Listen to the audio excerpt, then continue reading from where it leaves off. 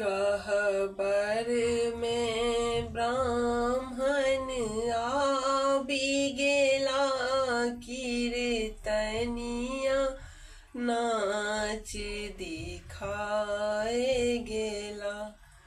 कथी बिनु आहे ब्राह्मण मुँह मलिन भेले, कथी बिनु शक्ति के हीन भेले। कथी बिनु आहे ब्राह्मण मुँह मलिन भेले, कथी बिनु शक्ति के हीन भेले। गहबर में ब्राह्मण आबि गेला, कीर्तनिया नाच दिखाए